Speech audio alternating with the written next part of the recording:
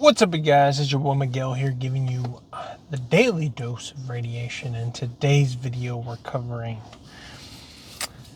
how to optimize your 7 on, 7 off as far as work-life balance and all the other stuff. I would say this is from someone speaking who has a family, who has responsibility. I work the nights, my lady works the day. She's a nurse, so we're both in the medical world. So I would say meal prepping helps tremendously.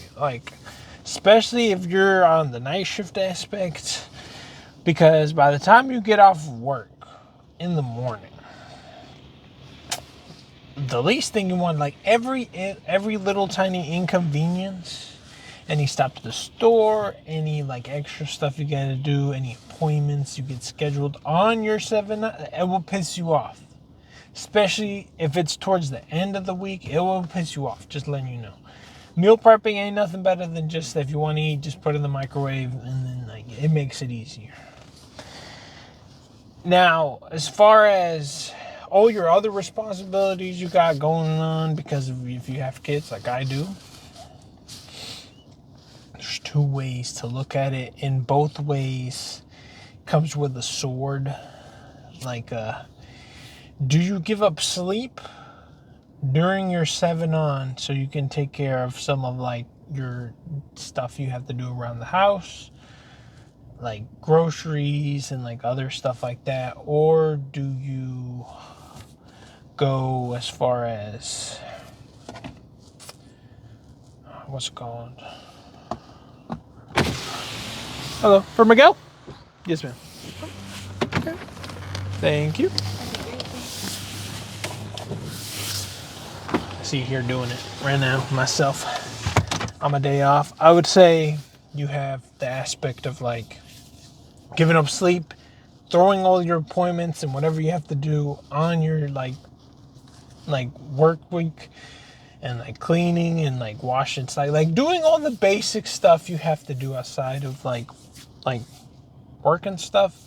If you do it, there's a sword where if you do it on your week on, by the time your week off comes and you already, let's say, done all the basic stuff that you would usually do on your day off, you will have, you could say, more free time, more relaxing, but it comes at a price. You will be more tired. You'll be tired. You will spend a lot of the time like a zombie. There's that aspect of it. Or there's I just go home after working, eat, maybe go to the gym, maybe do a little light stuff, the usual, eating all the other stuff, and then you push it back to when you're off. And that one comes with a price, because by the time you're off, that first day, Wednesday, well, ours is 7 on, 7 off, the Wednesday, you'll be dead. That first day don't even count, because the majority of the time you just sleeping the whole day and you just resting, trying to recover. So that day's already gone.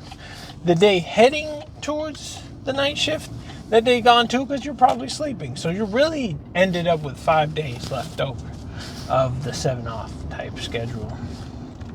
So if you push it off all your responsibilities and your appointments and all the stuff towards your 7 off, well, 5 off is mean like that, then you're left to quickly trying to do as much chores, as much stuff you can get done, so you can have a little bit of relaxation. By the time, usually mine, because of all the stuff I got going on with the kids and all the stuff, by the time I knock out everything, I may be down left to Monday, Tuesday, heading to the week of work, of kind of semi-relaxing. Sometimes between dad stuff and all the stuff I have going on, maybe it might just be 1 day of me time, as you can call it, of relaxing type deal. So it comes with the double-sided sword.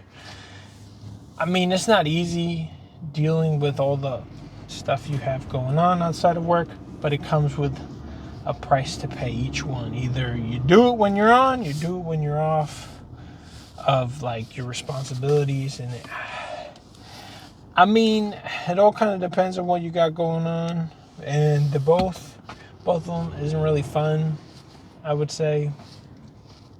different parts of the years. You may have different, like your kids may be sick. Like there's different stuff that can vary for like can like affect like the way you do your life and stuff like that.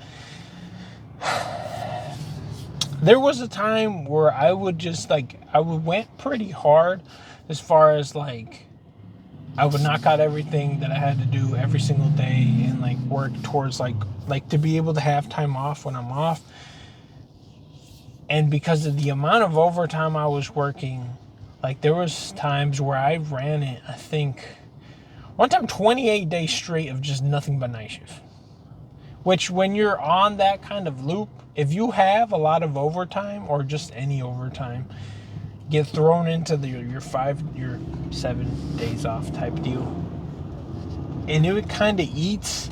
It's either like money or you get stuff done around the house or relaxing. It's like a triple. You can't have both. Like you can't have any of three of them. Like it come like one always has to suffer. Either like you're working and making money, but like your free time / house being probably clean and stuff, like it all kind of, you have to be able, like there's always some sacrifice that has to be done.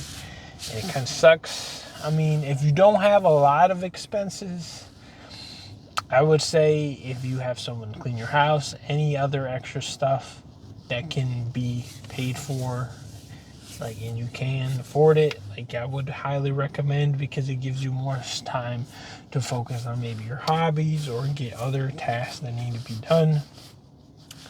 That's something I would look into, because like it becomes like a constant churn. Like the way I see it, it almost feels like a little hamster wheel of like, especially if you have kids, like there's like a set amount of like, okay, like I'm off, drop off the kids, come back home, have breakfast. Okay, do I go to the gym?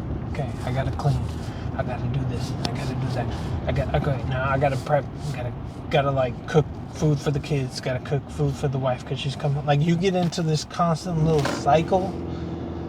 And if you're not working towards any extra stuff, any like personal growth, any personal things, you'll be in a constant little circle, hamster wheel. That's how I see it. And there's people that I've seen so many times where they just get in the little hamster wheel, another year go by, you didn't make more money, you didn't improve in any aspect, you just kind of stayed the same. And I would say if you want to improve and you want to get better, you'll have to make a sacrifice. And like it all, the way I see it, to make it less stressful on me, I see it always get better at least 1% to help improve in any aspect. If I want to, like right now I'm focusing on CAT scan, I want to learn how to do that. So like a part of my day will go towards that. That's slowly, even though it's not a lot, slowly chipping at it, acquiring knowledge, doing all this stuff outside of all the busy stuff. Because you could easily go through 7 on, 7 off, your 25, technically it's like 25 days of the year you technically are working, can be blown and nothing got achieved except like you made more money, but like outside of that, like your life just revolves around work and nothing else grows. I would say that it is important to have like a work-life balance in some aspects, because like that's stressful out here sometimes, because especially I would blame inflation a lot of the time, because that has single-handedly increased expenses by a lot. Because like it burns at your money, and then by the time you're off, all your money gets, like certain money gets spent on your responsibilities, and then you're like, well, where's my fun money? Where's my this? And it kind of gets like, so then it comes the point where you're like, okay, let me work overtime. Well, now you scrape all this like outside of work for more money, and it constantly becomes a circle. It's wild how like becoming an adult, like all your recreational fun stuff is like an optional thing, and you have to like try to fit it in your life so you can make it more enjoyable, I suppose. Everyone has their own little things. I'm just here giving you an honest opinion of what it is day by day, giving you knowledge of the radiology. And if you wish to endeavor, this is kind of the life you can expect. Especially, like, if you didn't have kids and you don't have any responsibility, you can achieve so much stuff. Like, you can either chase the bag, chase your hopes and dreams and other stuff you have going on. And, like, I don't want to hear from no one who doesn't have kids and doesn't have a lot of responsibility. You have so much time.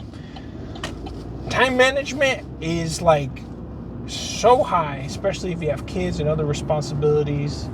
Overtime and job, like, time management is so important, because, like, if you just scroll on TikTok and you're just wasting so much time, all the other stuff just kind of crams up.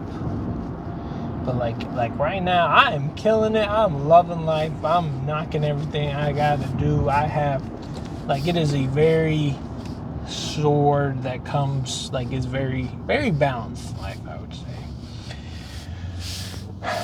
But yeah, it's been your boy Miguel. I will give you all the information I have that I've acquired in radiology and all other aspects of this field, because I know that a lot of the times many people don't educate themselves, don't know about our field, because, like, if you go on the internet, there's so much nursing, there's so much other aspects, and radiology is always kind of like, there's not that many people doing it. So I feel like, to me, I'll always give back to the community and educate y'all, because a lot of people are afraid to join our team because of the radiation, because it's a lot of money. Some people, that, like, the barrier to entry is debt, I guess, because it costs, I mean, just to get my degree, I think it was like $15,000 was the program, maybe $20,000 with all the other stuff. So it is a good barrier to entry, but as far as, like, your reward, as far as the money that can be achieved, it's a pretty good money, because there's other people who, like, end up getting in debt and then they don't have a job and they don't have, like, a lot of student loan debt, and they don't make that much money, like, to return on their investment, I guess you could say it like that. Yeah, it's been your boy Miguel. See you on the next one.